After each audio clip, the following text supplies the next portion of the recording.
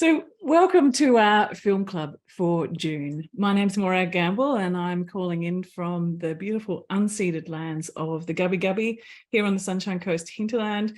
Many of you I know through all of our permaculture education programs, but many of you I've not met before. So welcome, and it's lovely to have your company.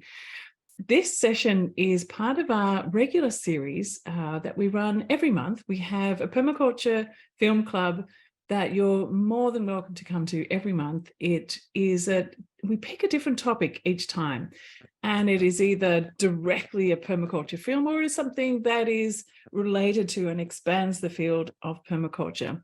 So we've chosen this particular film that we have for you today called The Economics of Happiness, because we are currently in World Localization Month, and here at the Permaculture Education Institute, we've partnered with Local Futures, which is led by Helena Norberg-Hodge. And this movie is an award-winning film that she has created.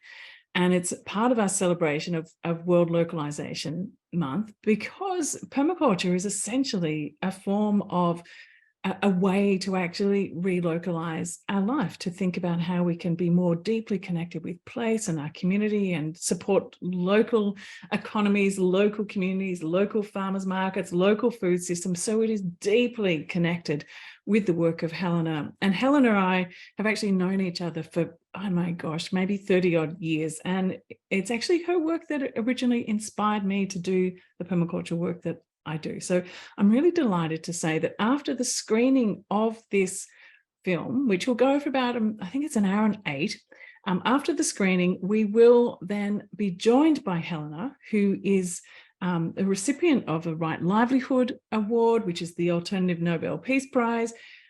She's also won an enormous amount of other awards like the Goi Peace Prize. And this film too was a recipient of many documentary film awards.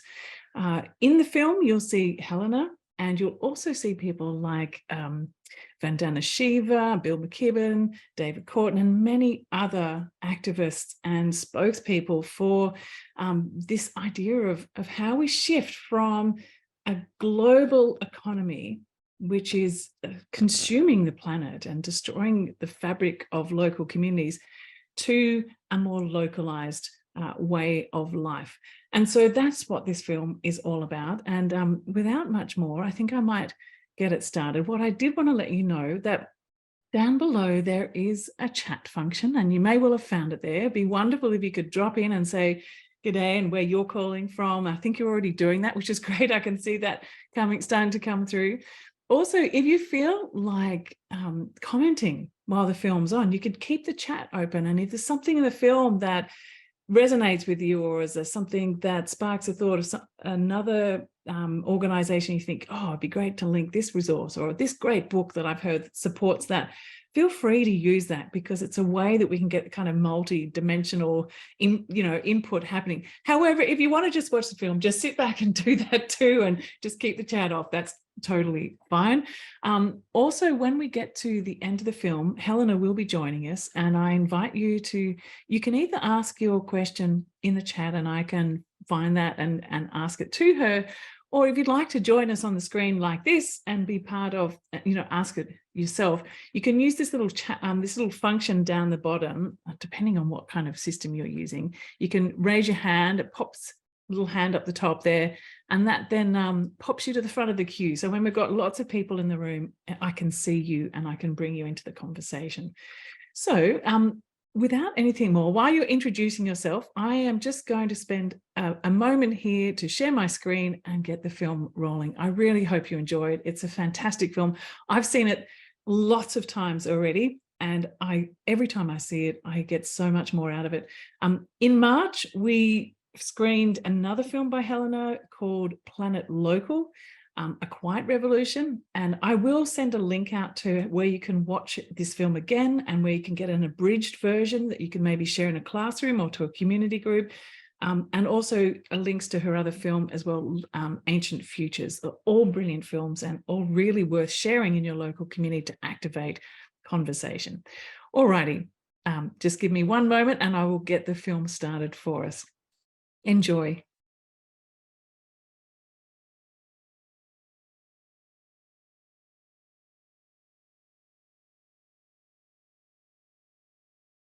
Hello, and I really hope that you enjoyed that. I'm just going to get Helena on the spotlight now. Welcome, Helena. I saw you arrive in here. Let me just, oh, there you are. Someone spotlighted you for me. Thank you. Welcome, Helena. It's lovely to see you. Thank you for joining us today. Lovely to see you.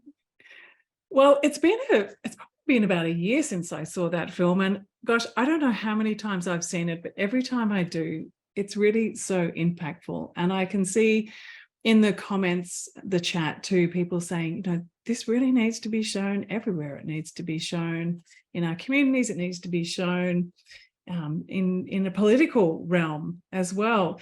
And it's been a while since it's been made, but every single issue in that film, Helena, is still so absolutely relevant. And I wonder whether there's anything that you could add at this point of like, are those imperatives that you put forward there, are they still exactly the same as what you're promoting now through World Localization Day? Is there anything that you would add, or do you feel like it's only been strengthened with the last decade since that film has been made?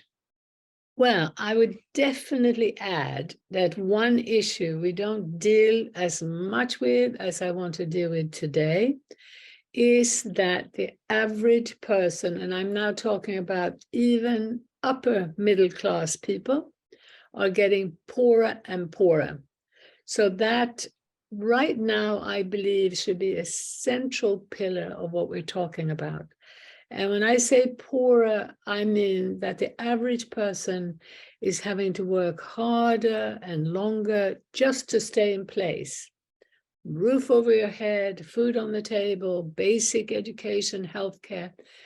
Those are becoming more and more difficult to establish. And I'm just passionate about us trying to put that out there side by side with the climate change, the mountains of plastic, the decimation of ecosystems, and a few billionaires prancing around on the screen. So the whole world knows that there is something fundamentally wrong when you have that gap between rich and poor that is before our eyes growing. So that, I would also add that AI as the central technological path right now is taking us in an exponential way in the wrong direction. And it's not just because of the arts and the way it will affect our creativity. More dangerously, it's a tool for centralizing wealth and control. And therefore, it's going to be a sort of exponential increase in the speed, in the pressures, and in the complete loss of democracy. So I would also like to add that people should look at Tristan Harris from Silicon Valley, who was behind the film The Social Dilemma. And that film was, people who from the heart of that industry saying, please, please wake up, because the algorithms are set to polarize us, to create this frightening fragmentation into gender, handicraft people, rich people, poor people, third world people, first world people. It's disastrous. So all of this is only to say that we have a very clear choice now between supporting a path towards localization, which reclaims our humanity by allowing us to reconnect fundamentally to other human beings and to the rest of life. It's such a joyous, life-affirming path, again, economics of happiness. And that it's happening, and we can do so much to build that. But I really think the clarity about saying no to the other path, both in a vociferous way to create a collective political voice, but at the same time, actively and consciously getting involved in the other path. I think the combination hopefully is empowering. It is empowering. It's just, how do we get more people to see that, and how do we spread the word? So that's what And I would think add. too, Helena, one of the big challenges that's being faced at the moment is the crackdown on people being able to get out on the streets. You know, all of the political crackdown on that. So in terms of the type of way that you would recommend people to do that voice outwards. So there's a lot of people in this community who are involved in permaculture. So they'll be doing a lot of local community connections and local food growing. But that big picture activism that you talk about, how can we really amplify that and give agency to what we're doing within the permaculture movement to step it up a bit more? Well, I would say the number one thing is to be aware that right now, big picture activism is the most important activism. So that instead of going out with a single issue, whether it's climate, whether it's poverty, whether it's gender, whatever it might be, democracy, seeing that if we come out with a bigger picture and invite all of these activists and all these activists that are still rightly and understandably focused on single issues, if we can come together with a joint message, not become one organization or anything, but a strong voice, that's where the politics need to be. I do not recommend sending letters to individual members of parliament or anything right now. I recommend turning their eye to a we in the activist movement. And that's really seeing clearly that the social impoverishment and the environmental are one and the same. And it's about changing economic policy, which in turn means changing our worldview. And that means a bit of rethinking, and why we recommend that we try to give people 5 words to come away with. And the first one is reconnect, change the I to a we. Even whatever your activism is, wherever you are, that you try to connect with a few like-minded people, maybe just 1 or 2, maybe 30. And as a group, rethink basic assumptions, because we've been so conditioned to believe, fundamentally, we've been conditioned to believe that the problems we have lie deep in the human psyche, lie deep in the past. No, the main problems we have come from a relatively new invention, which is a global economy, and a global economy that made a few people rich through slavery, through enclosures, and then through later on, including genocide and so on. But later on, that very patriarchal, very racist, genocidal, misogynist system, which was patriarchal, was a few white men, turned into a system which was supported through good intention. Particularly after the Second World War, you had political leaders really believing that the only way to avoid another war, to avoid another depression, was to integrate the economy more globally. And what they ended up doing was setting up the World Bank, the IMF, and a process of trade treaties to integrate. And what that meant was to give global monopolies more power, subsidize them, deregulate them, while everybody else was taxed, squeezed with regulations that are counterproductive. So that is a fairly simple thing. And someone is saying here, I don't mention capitalism. And the reason I don't is that so much of the critique of capitalism hasn't been global enough. It hasn't looked at the fundamental impact on human identity, on culture, and on the environment. And therefore, I really believe that getting caught up in left and right conventional positions can be counterproductive. Whereas what we're trying to say, most self-respecting neoliberal right-wing conservative people can't possibly go along with, because we're saying our governments are subsidizing monopolies. You tell us you don't believe in that. You tell us you believe in free enterprise. Well, let's look at what that could look like, because the other thing I'm happy about is that once you start creating more human scale enterprise and you connect real live human beings to real live ecosystems and wake them up to the fact that the economy is not flows of money, the economy is flows of water, what happens to the soil, what happens in mining, the earth is everything that we call economic comes from the earth. We've got to wake up to ecological literacy. And I would say that, you know, the left has not been particularly good at that.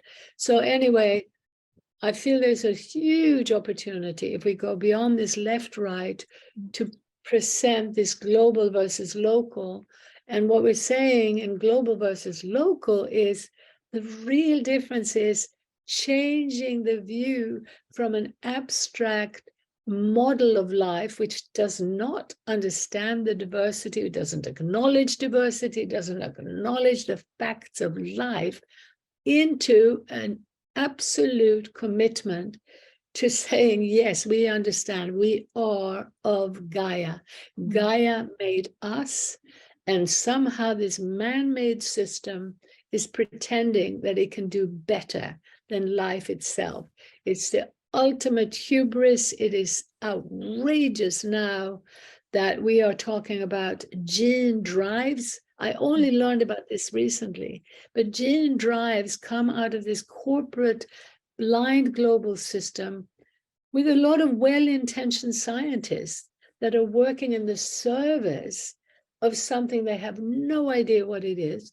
Gene drives are now technologies that not only manipulate individual species and plants, but they are now made to continue to spread into wild biodiversity. It's horrifying, and it's the ultimate in hubris, in arrogance, in a rejection of the principles of life. So I think, you know, if we need to be willing to take on the idea of science being objective when it's actually in the service of profit for the few, we need to embrace the fact that proving our hypotheses is very important. The basic scientific principle of let's not just assume, let's not just go with superstition, let's prove our hypotheses. But what does that mean? How does that look when you're talking about transforming life for, you know, thousands, if not millions of years? So, yeah.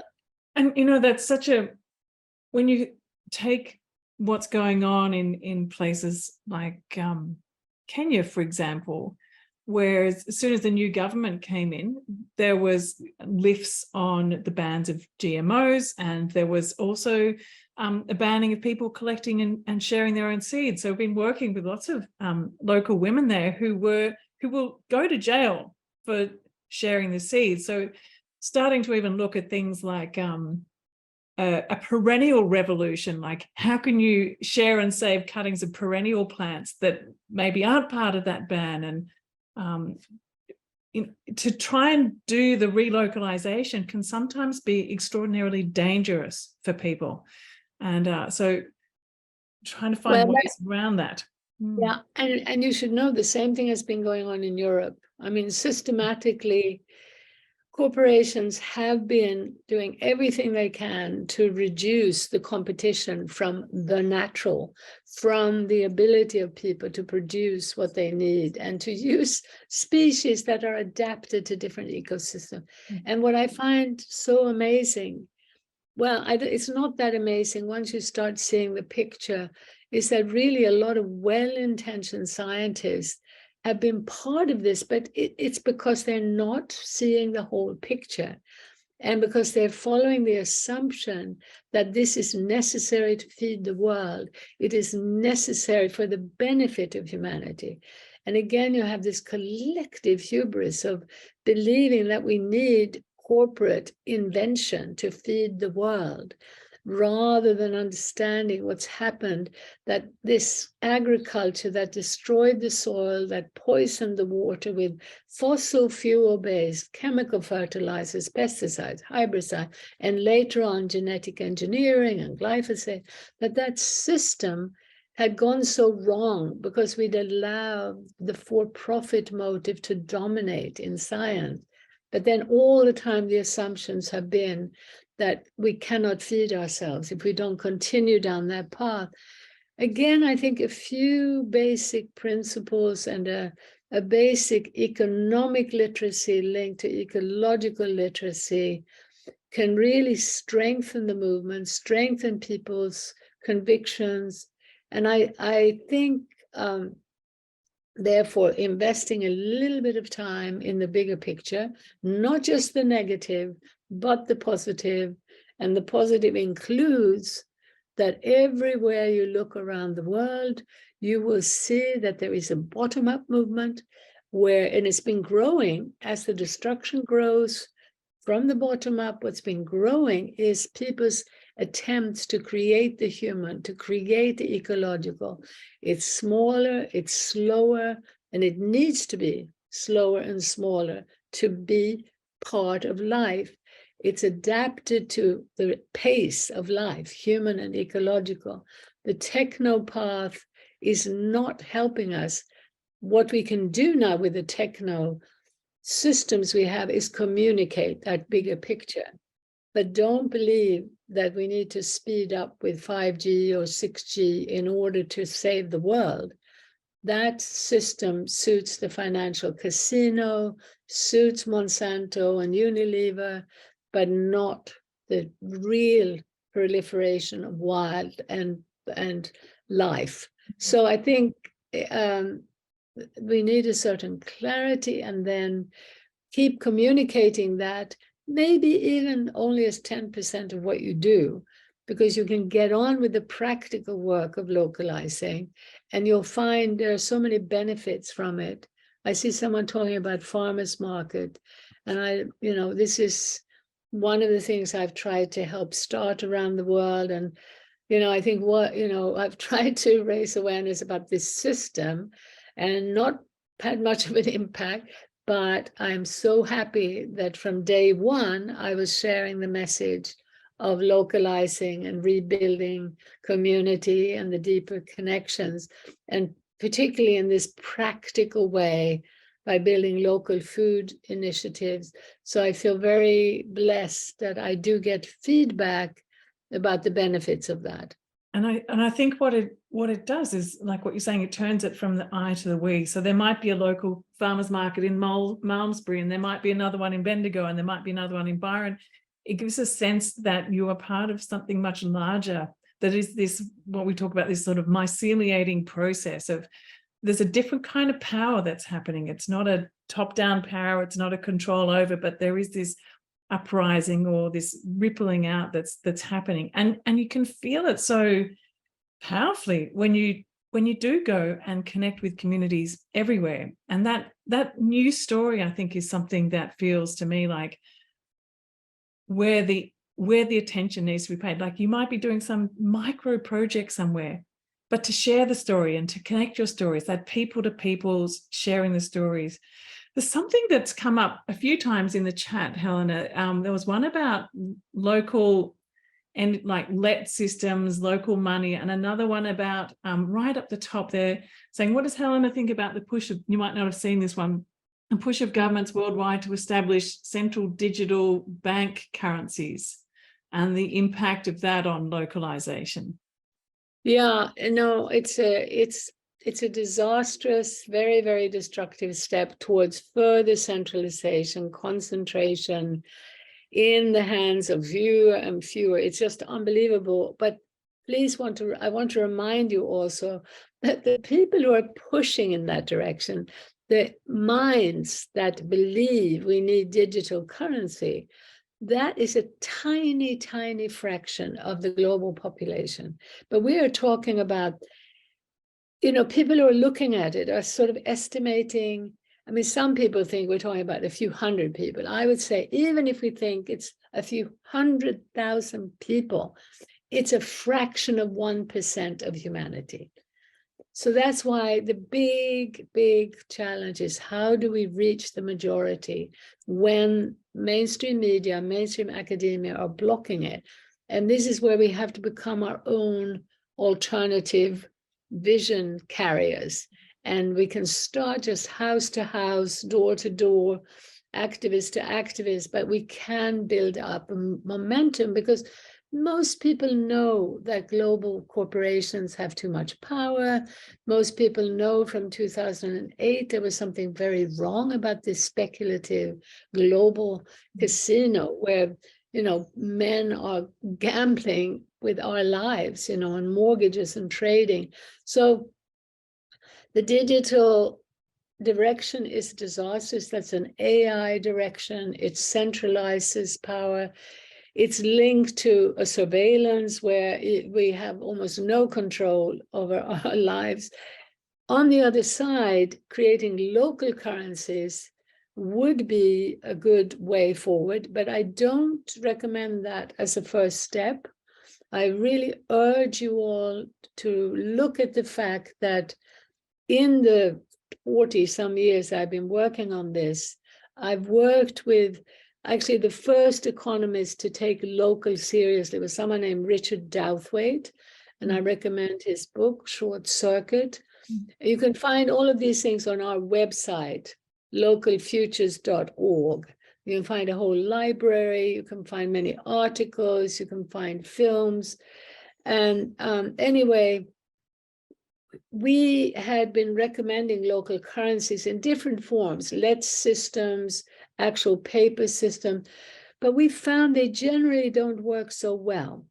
They will usually attract people who are already very advanced in their thinking, but unfortunately, they don't attract enough of the farmers, the builders, the people who could provide for our needs. So it tends to become massaging, babysitting, fixing a bicycle, that we could do just as community members. We don't need a currency for that.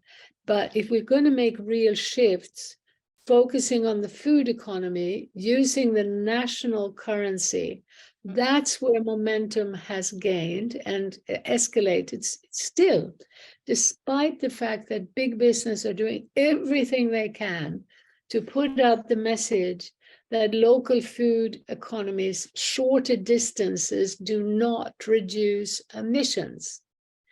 Please be aware that there is no measuring of the global emissions from global trade in food. The miles between countries, no one is looking at those, because we in the localization movement do not have the resources to do that. On the other side, at the COPs, at the climate change summits, no mention of trade. We do not look at that. We pretend that there are these national emissions, that US has this footprint, Australia that one, and those accounts don't look at the fact that we're producing in China, that we're sending fish to China to be deboned and sent back again. No look at that whatsoever. So then it's very easy to create these fake contrasts and say, well, emissions are not important. What is important is what we produce. So there's a big push towards veganism. There's a big push towards plastic meat, fermented bacteria, away from agriculture. So we're told agriculture is the big problem. We're not told corporate fossil fuel-based agriculture is the major cause of climate change, pollution, toxic chemicals, etc. So let's please, again, look at the global food system versus local food economies. And let's do what we can using the national currency to create as much food security as we can, as rapidly as possible. That's our very strong message. And I think something that came through really strongly, which is not the dominant narrative, something that came through in the film was your conversation around the urbanization and going to small communities, because the big thing that you hear people say is, well, you can be far more sustainable living in the city. Whereas you were talking about actually in smaller local communities that has a connection to land with local food around you is actually has the possibility of being far more sustainable. Because the models that we're getting too of massive, great urban towers with, you know, hydroponic farms in amongst them. I deeply worry about the quality of the food and the disconnection that brings us entirely from place, from soil, from health. What do you Yeah, well, thank you so much, Maura. You're just doing such a fabulous job. Absolutely. Now, again, when you look at that in a holistic way and see it globally, it's completely led by corporate science, led by corporate minds. And again, I also just want to stress they're not evil people. They're not trying to destroy the world. They're just caught within a framing. And what I'm really trying to say is that our knowledge has become smaller and smaller, more and more blindly specialized into the genome, and it's linked to bigger and bigger enterprise, global enterprise, and speedy change. So speed and scale goes up, understanding goes down into this narrow focus.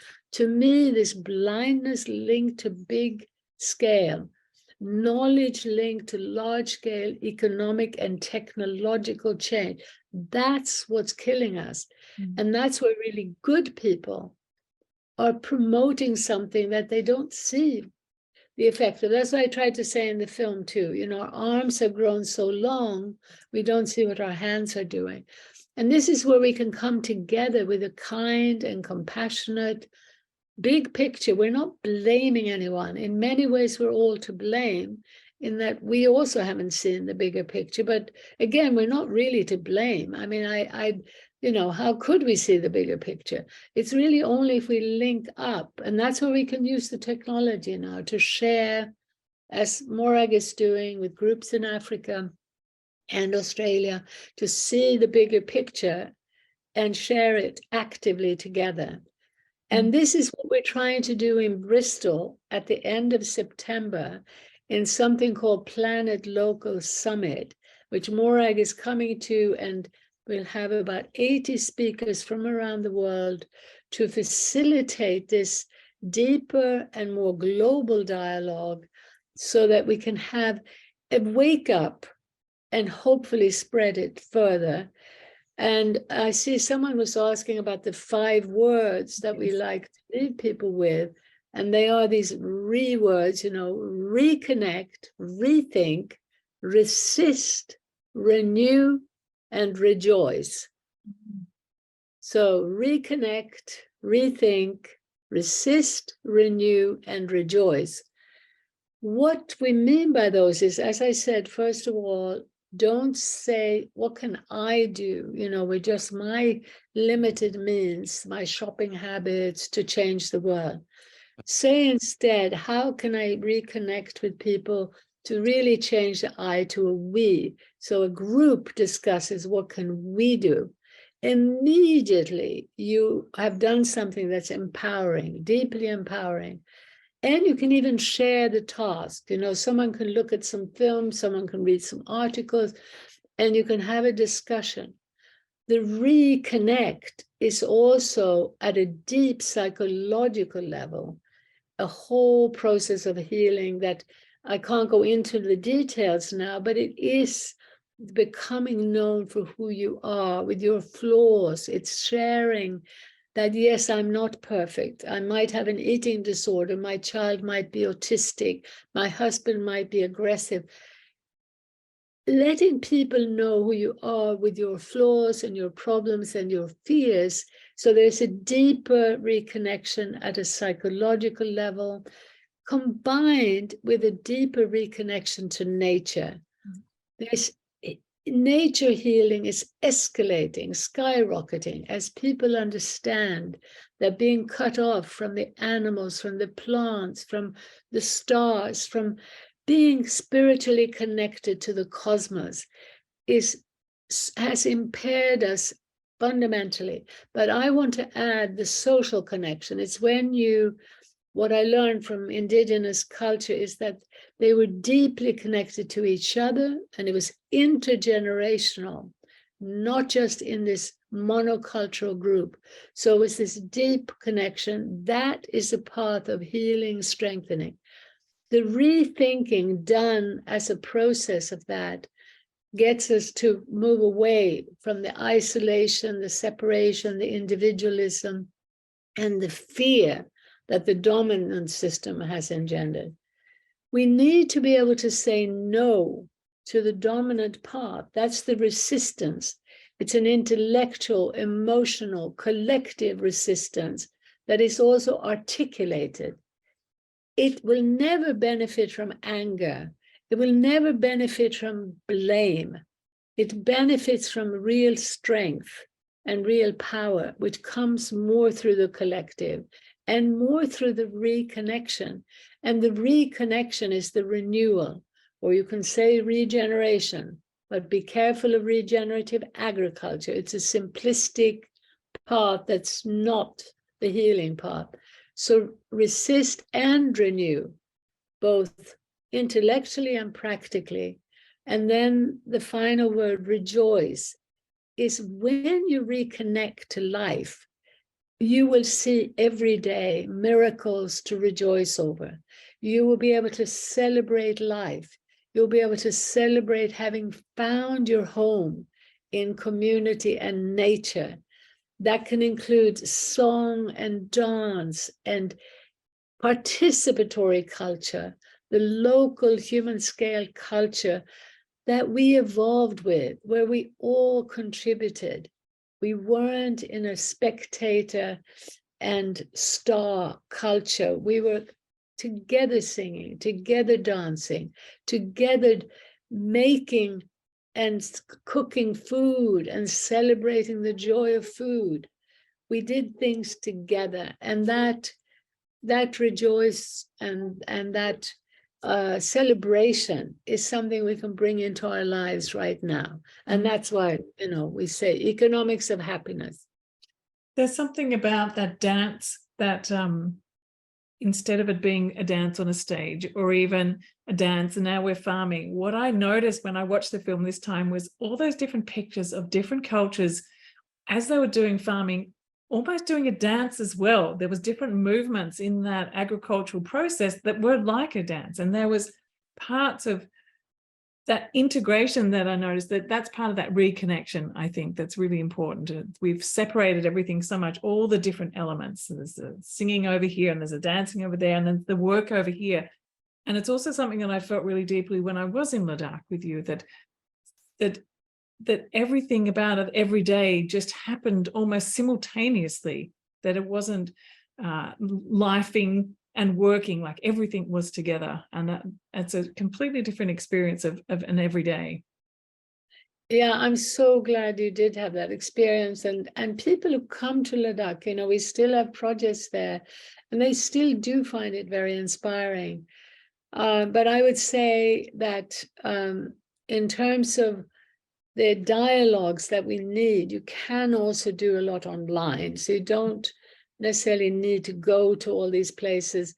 But I do so urge people to look for the voices that are based on a deeper dialogue between the less industrialized, less urbanized parts of the world and the more industrialized, more urbanized, what sometimes is called global north, global south, so that we truly learn from the more nature-based, community-based ways of living, and we share with them that they don't need to feel backward and stupid because they haven't developed.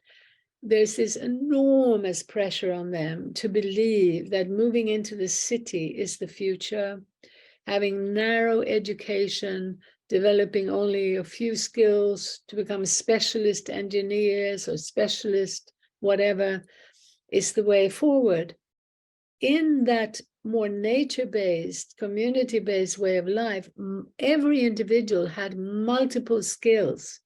And again, it's so obvious when you live with that and when you see it in the new permaculture movement, transition town movement, eco-village movement, all of these movements, ecoversities movement, all of these movements that are popping up, you will see part of the reclaiming humanity and joy is developing multiple skills as well as a more collaborative structure. So there is so much to gain. I see Diane Hunt has said something about, yeah, we just need to start breaking some rules. And we need to be aware and remember that our local councils have been given the power and actually pushed into a position of policing us. When we try to grow a few vegetables, when we try to add a new room onto our house, when we try to do anything at the local level, we are being policed. We are paying tax dollars to have police, the local council fining us, preventing us from doing what we need to do. In the meanwhile, if the giant corporations want to bring in gene drives to put genetic engineering into wild biodiversity, there are no rules. If some blind young men want to speculate on trading in mortgages and trading in minerals, creating artificial currencies like Bitcoin, making billions, there are no rules. So please, I'm not saying that we want to go wild.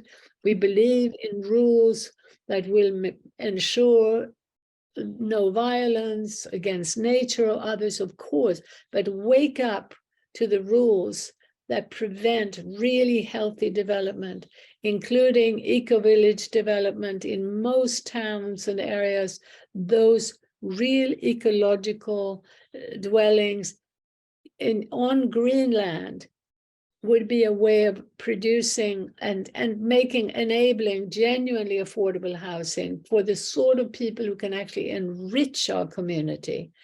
Right now, councils will say no to that in the name of preventing urban sprawl.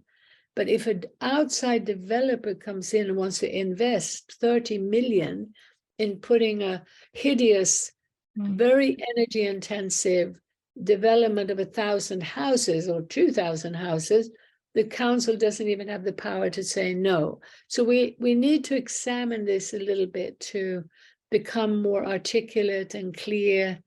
So one of the things you can also do is to start building from small groups to create a local, global to local citizen group in your area where you come together to start pressuring for policy change at the local level. That's something that can happen fairly soon, and it is happening around the world.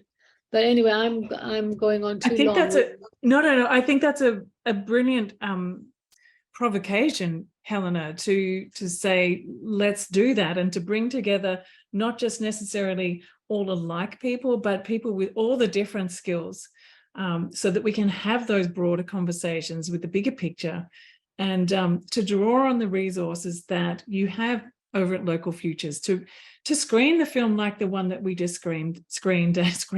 And you also have the abridged version. So there's only 20 minutes or so that you've got. You can share that. There's the other film, Planet Local, you can share. There's the action guides. There's all of the different things that people can access there to deepen their understanding and invite in special guests who can help to enrich your knowledge about different topics. If you're feeling like you don't have enough knowledge within your community about something, Zoom someone in. Yes, there's so much possibility. And this is this learning together independently and making up your own rules about how you learn, what you learn, and how you start to communicate together within your local areas. I think that's super powerful.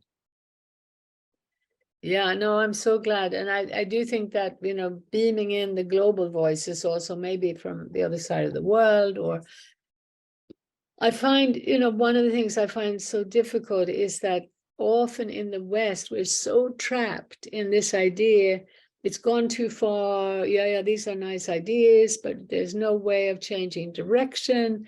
And the idea, well, farming isn't important. There's only 1% farming. I don't want to be a farmer. No one wants to farm. So many of these ideas are put out there when the truth is that there is a micro trend, and it's not even that small, where many more people want to farm, want to grow food, but it's not being acknowledged in the dominant narrative.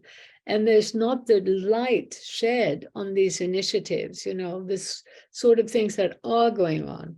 So one of the things that you'll also be so pleased by is if you start putting on these global to local lenses and look in your area, you will find there's much more going on than you think. You will become far more positive about humanity, about, I mean, I just find it so inspiring that despite these huge pressures, so much psychological, financial pressure, people are time poor, despite that, there is so much going on. Imagine how much more would be happening if this prison of ideas and financial pressures were relieved, if the subsidies were shifted away from supporting global monopolies to supporting genuine ecological, just and creative enterprise. And again, remember, we need to keep it at a relatively small scale, because don't do what's happened, Ben and Jerry's and all kinds of companies that start small and are genuinely ecological, genuinely socially positive, popular, and then they grow and get bought up by multinationals. Because in the consumer world, we have not paid attention to scale. We've not paid attention to local. We've not paid attention to not just small, but slow, human pace, human scale. And I also just want to mention that this is the 50th anniversary of Schumacher's book, Small is Beautiful. He was a very important economist who totally empowered and inspired me when I started my work. And right now, this is just like for me in 76 or whatever, because there was a male economist who had said small is beautiful, I had the audacity to suggest to the Indian government that there was another way of doing things. Look, here's this, important economist. The same thing even today. Raise awareness about why has this book been buried? Why has Rachel Carson, this female scientist, been buried? There's a lot of ammunition out there once we start, changing the lenses. And do celebrate the Schumacher 50th anniversary. We will indeed. And I love that word audacity. I was going to say agency, but I love audacity. I'm going to start using that a lot more, because we need to give ourselves permission to speak up, to organize, to be part of this in ways that make sense for us locally. And there is all of those kind of thinkers, the ecological thinkers, that you talk about with Schumacher and Rachel Carson, all the people who were connected through Schumacher College. I sometimes get surprised when I go and talk to young people in schools, say, oh, so, like Schumacher, and they're all looking at me blankly, or talking to people in economics departments at university, and they've not heard about these thinkers. And or even Kate Rayworth, which is so surprising. So I think there's a lot of work to do to speak it up, to share the story, to keep on rejoicing and celebrating. And all those of you who are here as part of this today, who are part of amazing projects, and I know there's many of you here to be part of that celebration. I think the more that we celebrate and amplify this work and come together in beautiful local food feasts, which is something that's happening as part of World Localization Day. There was one at our local farmers market today, Helena, and we had a beautiful seed swap recently, and a plant exchange, and all these sorts of things that are happening to share the stories, share the love, and be audacious. Yes. And also maybe just quickly say the problem is that we can sound so arrogant. I certainly can, in questioning this whole system, sounds, very arrogant. We don't understand that the dominant system is arrogant. There's a collective hubris here that believes we can manipulate life. And now the propaganda for AI is we're going to create better than humans. The robots are more compassionate. They're more intelligent. We're going to do better. That is the most hideous hubris. What we're pleading for with our very strong voice is greater humility in the face of infinite complexity, an ongoing dance of change. And that's how we evolved. That's how we managed to be here, in that we were adapted to that. So this is actually a plea for humility in terms of our collective action, and the plea for a sort of pause button on rushing down that direction and supporting this multiple broad-based movement. And thanks so much, Morag, for what you're doing, and really look forward to seeing you in Bristol. And we will have we will be streaming as well. So I hope people will sign up for that. Yeah, thank you. Thank you so much, Helena, for joining us. And thank you to everyone who's been part of this.